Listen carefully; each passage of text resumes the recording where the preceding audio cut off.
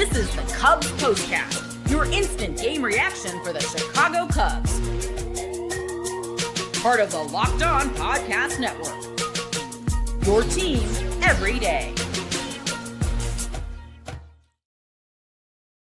What's up, everybody? Welcome into the Locked On Cubs Postcast here on the Locked On Cubs YouTube channel. Joe George here with you, and the Cubs win 5-3 thanks to Seiya Suzuki, Pete Crow-Armstrong. A great day from Kyle Tucker at the plate. Ben Brown, very good on the mound. Lots of stuff to get to on today's show as the Cubs increase their division lead over the Brewers. I'll start here. I feel like this is one thing the Cubs, we all kind of needed a little bit, right? Like we all felt like the need for runs. The Cubs, when Seiya Suzuki hits that 3-run home run, it's the first time they had scored more than 2 runs in an inning since June 10th. I mean, it's been a couple days then for them to do this. So nice to see the victory today for the Cubs. So much to talk about in this game. And we'll start off today's show, though, with our Locked On Player of the Game. This is the Locked On Player of the Game. Look, Seiya Suzuki's got a case, but this could be the turning point, what you're talking about, the back-to-back sequence of the season. Pete Crow-Armstrong makes an incredible play in left field. He is in left field in front of the sign, diving catch, great elite defensive play from PCA. It's why he's, third in all-star votes right now. It's why he's going to win a Gold Glove this year, why he's a real MVP candidate. Fantastic play on defense. And then he follows that up with an absolute bomb off the scoreboard to give the Cubs the 5-3 lead in the game. So PCA is absolutely our Locked On Player of the Game. That thing was 452 feet left on left. He crushed that baseball. And as impressive as that home run was, honestly, the defensive play to me it's so much more impressive to cover that much ground. I mean, you're in Ian Happ's territory right there. Just a fantastic play from PCA. Really, improbable, honestly, in a lot of ways for what he can do. It's hard to put into words, like on a night in, night out basis, like what we can see from PCA as fans, just to watch him go out and be fantastic like he was. Quick comment here, and we'll get back to PCA and Seiya Suzuki here in this game. But Christian says here, give Matt Shaw credit with his double tonight. Absolutely. The Cubs needed that. They started the game off with runners on a couple times. Kyle Tucker, big time doubles in this game.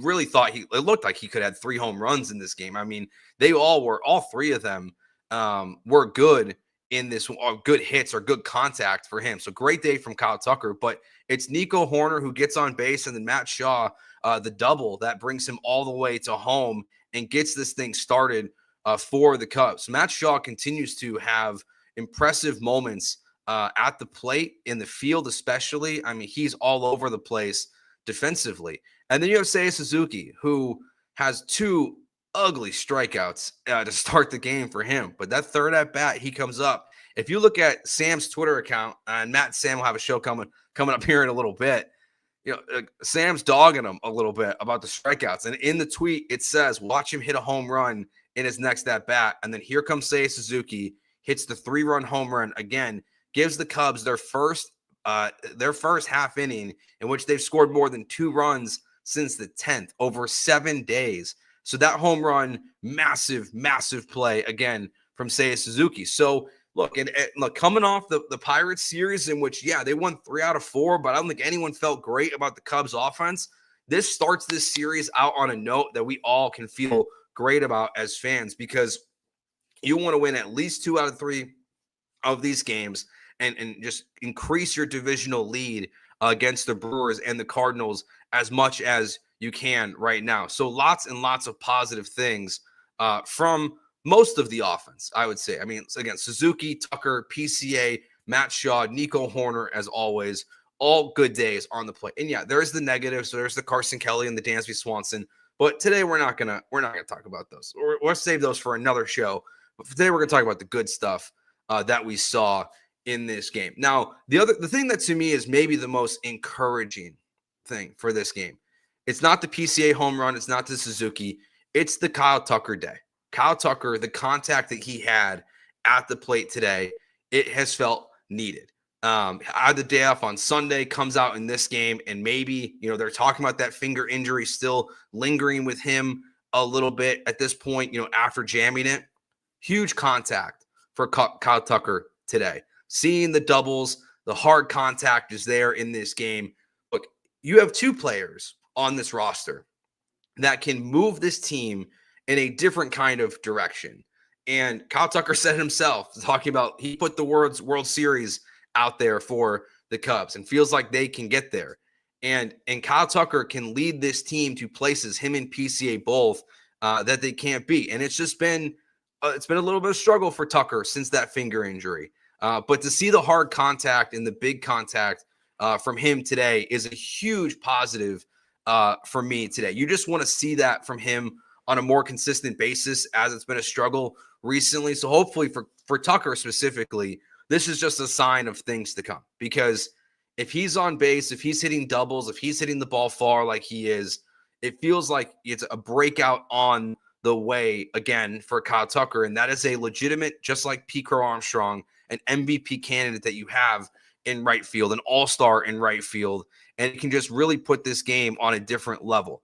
Another comment here in the chat, and everything's welcome here live on YouTube and as well off the air as well. If you're listening to the audio version, you can hit me up on all social media platforms at Joe George Radio. Cubs defense was outstanding all game today. Yes, they continue from top to bottom. There's really only one play that wasn't great, and that was the error, or I guess it was called a single, where Michael Busch took off towards second base a little bit. Great play from Nico Horner. But he throws it to first base. Busch drops it. But besides that one play, and it was a tough play, and honestly, I think Busch was more scared about getting ran over after what's happened with the Brewers the last couple days more than anything. But, this defense just continues to be the strength of this team, that along with the bullpen, which, again, just continues to go out there and just have shut down performances time and time again. I mean, they are, to me, really the thing that is carrying this team more than anything else. You're getting good performances pretty often from your starting pitching. I would say it's not great all the time, but it's good. You've got a ton of stuff from your lineup this year. Obviously, they're still top 5 in most offensive categories this season, but it's the bullpen that is, again, just continue to drive this thing to where the Cubs can get down a little bit early, and they just continue to have go out there and have phenomenal performances. Daniel Palencia, another save in this game. So all good things, honestly, for the most part in this one. All right, we'll take a break. We'll talk about what we saw from Ben Brown in today's outing. At times, shaky. At times, a lot of chance for a lot of damage. But what he did really well in the start was avoiding that. So we will talk about that next year on the Locked On Cubs postcast on the Locked On Cubs YouTube channel. Today's episode is brought to you by Supply House. Get the supplies you need from the site made for the skilled trades, Supply House. Whether you're in plumbing, HVAC, or electrical work, Supply House is the reliable way to order products online. Their easy-to-use website is packed with helpful resources and the latest product info to help you get the job done right. Plus, with a complete inventory of over 200,000 parts from 400-plus top brands, you'll find exactly what you need delivered fast from coast to coast. If you need help with an order, Supply House offers expert support and industry-leading service. You'll always be talking to a real person. And for trade pros looking for an extra edge, the free Trade Master program offers exclusive perks like a dedicated phone line, free shipping, and discounts on every order. Thousands of skilled professionals are already taking advantage, and now it's your turn. Join the Trade Master program today at supplyhouse.com/TM and start ordering plumbing, HVAC, and electrical supplies with just a few clicks. Plus, you can use promo code SH5 for 5% off your first order at supplyhouse.com. Today's show is also brought to you by OpenPhone. If you're running a business, you know that every missed call is money left on the table. Think about the last time it's a service emergency, like a burst pipe. If the first plumber didn't answer, did you wait? Nope, you just call the next one. And that's why having a reliable business line is so important. And that's why you need OpenPhone. OpenPhone is the #1 business phone system that helps you streamline and scale customer communications, all from an app on your computer. Don't be worried about juggling 2 phones, a personal and a business phone. Keep those things separate with OpenPhone. OpenPhone is offering Locked On Cubs listeners 20% off your first 6 months at openphone.com/lockedonmlb. That's OPENPHONE.com/lockedonmlb. And if you have existing numbers with another service, OpenPhone will port them over at no extra charge. OpenPhone, no missed calls, no missed customers. All right, let's talk about Ben Brown's outing in this game. So he comes out, gets the W in this one.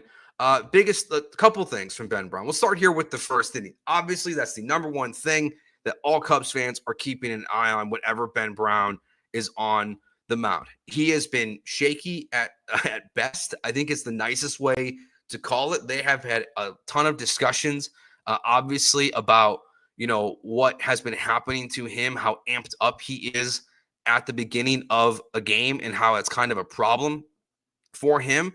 And you need him to just go out there and just chill out. So to see him go out there in the first was a great sign to get out of anything with no damage there in the first inning. So much needed. 2 strikeouts and only 1 hit allowed for the first inning. But the other thing with Ben Brown from this game that stands out is how much potential damage there was. And there's a glass half full and a glass, half empty kind of way to look at this. Is the Brewers had lots of opportunities when they had their RBI to make it 5-3. I think that was their first hit with runners in scoring position besides, that was their first hit with runners in scoring position all day. So the Brewers obviously had a lot of missed opportunities, but part of that is what Ben Brown was doing. And if you look at through his start, the top of the second, yes, he gives up the home run after the walk, so you get a single, but he then gets the next 3 outs. And the top of the third, Christian Yelich hits a double, but he strikes out Rhys Hoskins to get out of it.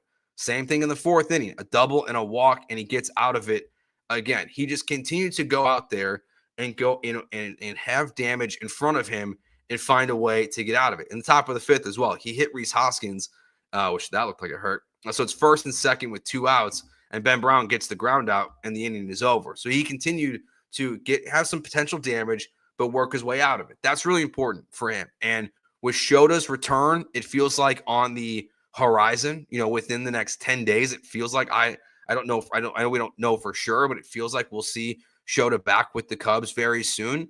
We got to keep a close eye on what's going on pretty much every start with Ben Brown. I would say in Cade Horton of, who's the odd man out. I still think it's Ben Brown, but to have a lot of attention on him like he did today, he continues to find a way at times this year to be very good and impressed. And I would say I would put that, that his start today in that category specifically because, again, lots of opportunities to have major damage against him and just didn't let it, collapse around him. That's what you want to see from a guy like Ben Brown. So look, lots of good stuff again in this game. And my biggest takeaway again is what we saw from Kyle Tucker in this game. Just the fact that they were able to find a way to get him going. That's huge. It just changes him, in such a different way for this team. Mark says here in the chat, I think Ray is the odd man out. Interesting. Colin Ray moving back to the bullpen would be an interesting move when Shota comes back. I know we're talking about the game today, but I could see that. That can make some sense. I feel like it's just going to be one of the younger guys. So any other questions and comments, you're welcome to drop them in here in the chat. But look, today's another one where kind of go back to what I was saying earlier in the show. This is a good vibes game from the Cubs. Just the fact that, again, after the Pittsburgh series, yes, you won 3 out of 4, but you weren't scoring a lot. Just to see this offense get going and really hopefully we just continue to see this offense just get back to where it belongs. I think back to the expectation that they set, the standard that they set the first 30 games of the season.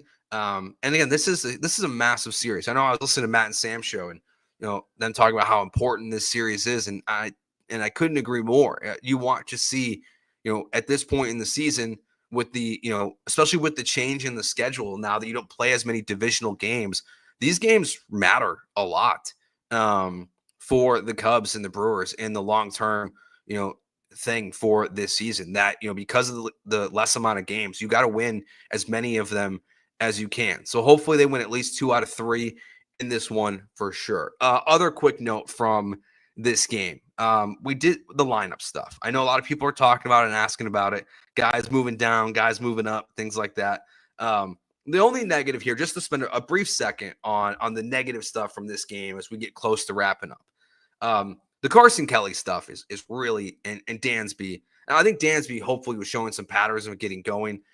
Again, I know he grounded out shortly after. One of the worst strike calls, what was that, in like the second inning I've seen this season. That thing was so far outside the zone. Obviously doesn't matter in the grand scheme of things, but ugly call before Dansby grounds out.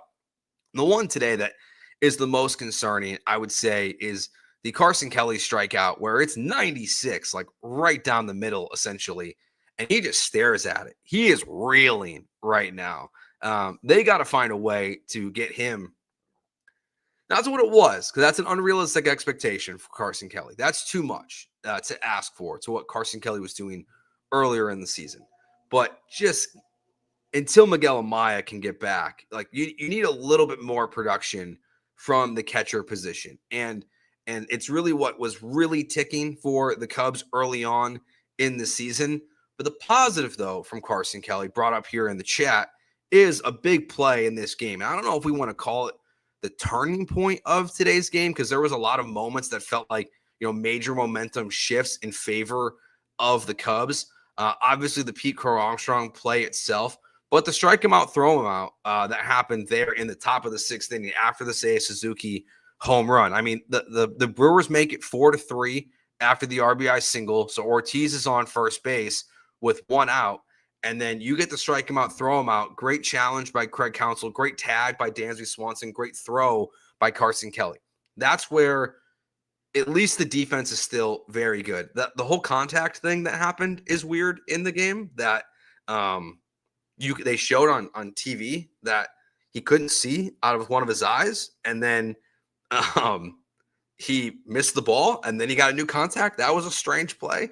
But for the most part, Carson Kelly was, at least his defense is holding strong while his offense is slipping mightily right now. But in the end, it doesn't matter. The Cubs win. They extend their lead in the division right now. Again, hopefully they take at least 2 out of 3 in this series. That will do it for this episode of the Locked On Cubs Postcast. You can find me on all social media platforms, TikTok, Instagram, Threads, Twitter, all of it at Joe George Radio. Matt and Sam will have their normal show coming up here in just a little bit as well. So thank you for watching. We'll be back tomorrow night after hopefully another Cubs victory. Peace.